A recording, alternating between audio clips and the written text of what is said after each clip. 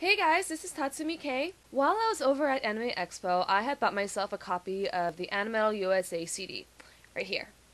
The band was a guest of honor while over at Anime Expo, and I had already listened to a couple of their songs on YouTube, and I had bought myself as well a ticket to the concert just for the heck of it, so I figured, why not? Might as well buy myself a CD. And after I went to their concert on the first day of Anime Expo, I was an instant fan.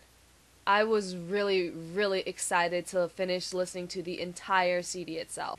During the concert, they played about half their songs from their American album and another half from their second album that was released in Japan not too long ago. If you're not familiar with Animetal USA or have never heard of them before, then let me explain a little bit. The band is made up of Mike Becerra as Metal Rider, Kristen Pelletieri as Speed King, Rudy Sarzo as Stormbringer, and John Deddy as Tank.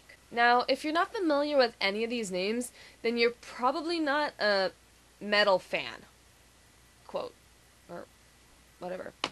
Mike is most recognizable for bands such as Loudness and Obsession, Chris from Impellitteri, Rudy from bands such as Ozzy, Dio, Whitesnake, and Quiet Riot, and John from Slayer. With a background like that, you know this band is going to be packed with musicianship. Not to mention Marty Friedman helped arrange the music. To the anime fans who are not familiar with any of these guys at all, if you are a fan of rock music or metal music, you will be pulled in by their talents alone. I am not kidding you. That's what happened to me. And to the metal fans who recognize these names but have never heard of Animetal USA, I'm pretty sure you guys will enjoy this album, even if it is related to anime. The music itself will keep you entertained.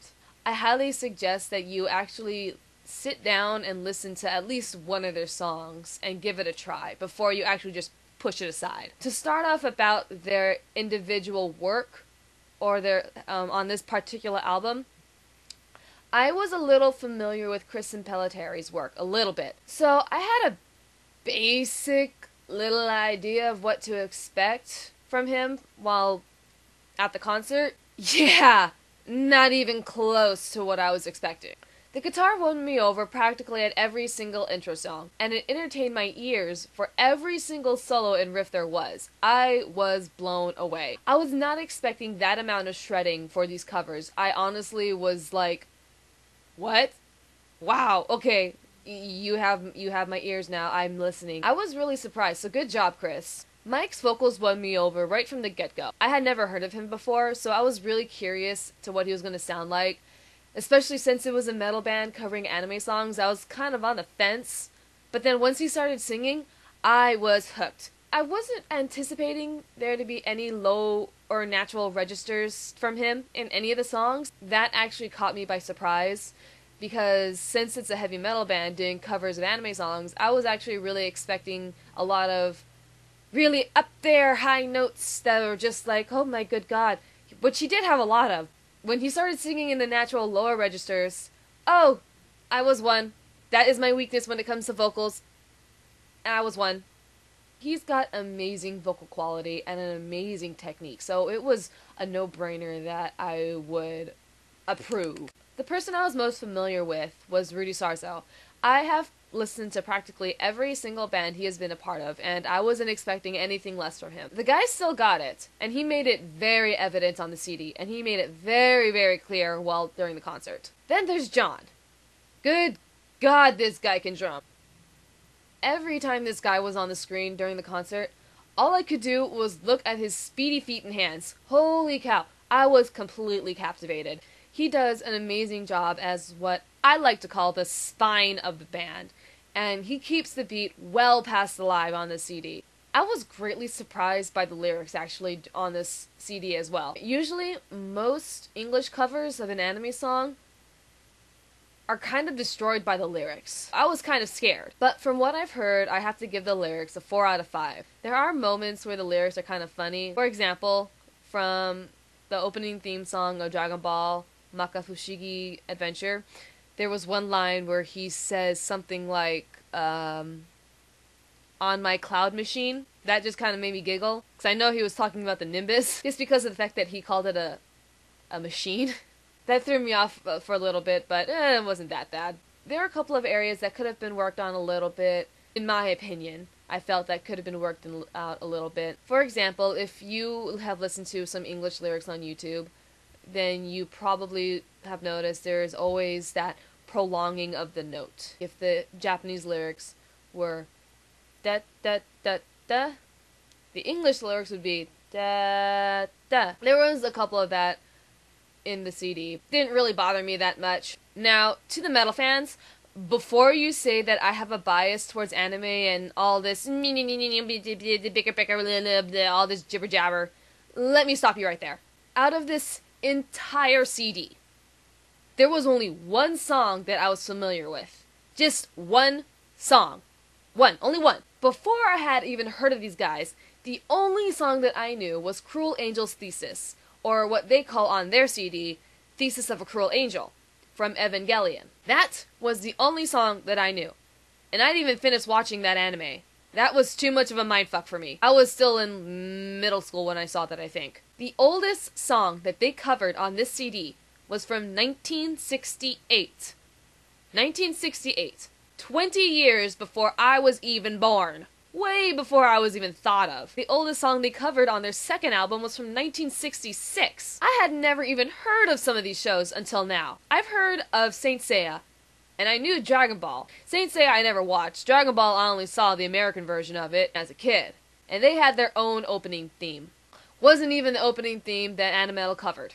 Do you know how long I thought the line Saint Seiya from Pegasus Fantasy was Change They Are? Before I even looked at the CD pamphlet. Saint Seiya, all the young boys are. Saint Seiya, tomorrow's playmen, oh yeah. Saint Seiya. Though, thinking about it, Change They Are doesn't really make much sense. But still, you're probably thinking, what does this have to do with anything? Pretty much means I didn't even watch the show. I obviously do not know this song. And yeah, I have to admit, I was excited when they played a song that I was familiar with, because now I can be all like, yay, a song that I know. But that wasn't even from my top favorite. A freaking Naruto spin-off theme song was one of my favorites. And I'm not even a fan of Naruto. I can't stand Naruto. And that's saying something right there. I'm really, really sorry if you are a Naruto fan. I'm being honest here. I tried. I really did. I read a couple, I think the first 2 or 3 volumes of the manga. I watched like the first couple of episodes. I just couldn't get into it. I tried. But the theme song to this Naruto spin-off is really good. I mean, it's freaking catchy as hell. Some of my favorite songs from this CD consist of songs such as The Spaceship Yamato, with what has some of the best use of their talents, in my opinion. That song is just amazing. It's explosive, I swear. The Jam Project medley and Give Lee, Rock Lee. That song is so catchy.